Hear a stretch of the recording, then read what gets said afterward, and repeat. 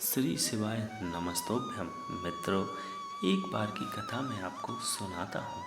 एक बार कैलाश पर्वत पर भगवान शिव और माँ पार्वती बैठे हुए थे। शिव जी ध्यान लगाकर बैठे थे। तभी पार्वती जी ने देखा कि वो मंद मंद मुस्कुरा रहे हैं।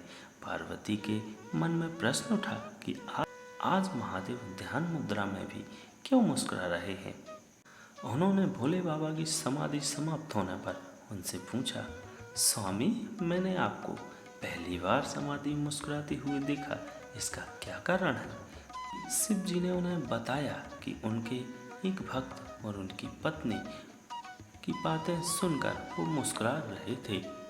पूरी बात बताते हुए महादेव ने बताया, मृत्युलोक में एक अनन्य भक्त, एक ब्राह्मण है जो मेरे ही एक मंदिर में पुजारी है और दिन रात मेरी सेवा में लगा रहता है कि उसके पास खुद का घर और धन दौलत हो, जिससे वह सुखी से अपना जीवन बिता सके।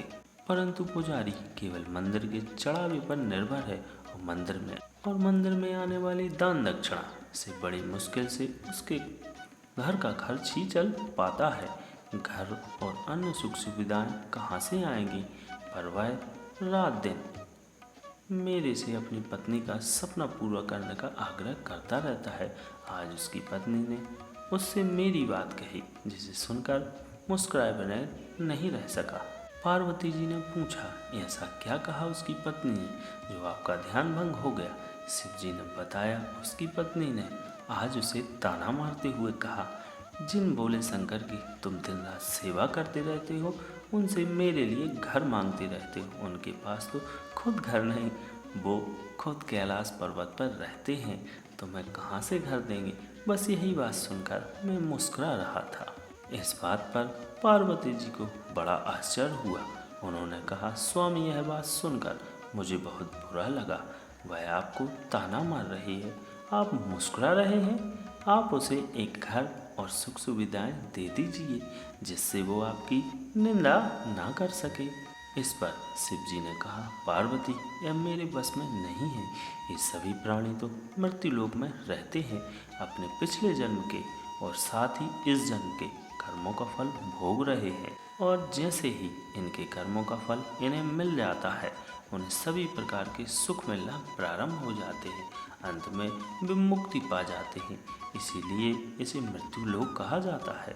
मनुष्य बार बार जन्म लेकर अपने कर्मों का हिसाब चुकाता है। यह कर्म भूमि है, बिना कर्म की गति नहीं है। आगे शिव जी ने कहा, यह ब्राह्मण पिछले जन्म में एक साहूकार था, जो लोगों की जमीन, उसके जेवर, पशु आदि गिरवी रख उन्हें पैसे देता था और उनकी जमीन हड़प लेता था। और जो दूसरों के जेवर और ब्याज से पैसा मिलता था, उसका उपयोग यह उसकी पत्नी भी किया करती थी। इसी कारण आज इस जन्म में इसे घर नहीं मिला और इसकी पत्नी, जिसने उन वस्तुओं का उपयोग किया, वह भी इसके साथ कर्मफल भोग रही है।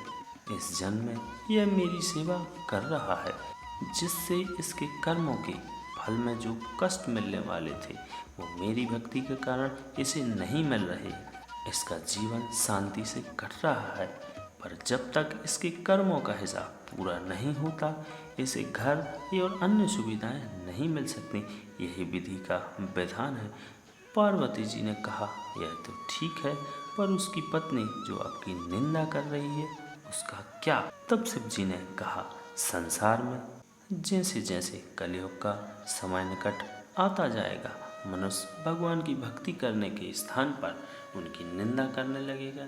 यह सृष्टि के आरंभ में ही लिखा जा चुका है। जो व्यक्ति इस कठिन समय में मेरी सेवा करता रहेगा, उसको इस मृत्युलोक से मुक्ति मिल जाएगी। हर हर महादेव। श्री शिवाय नमस्तुभ्यम।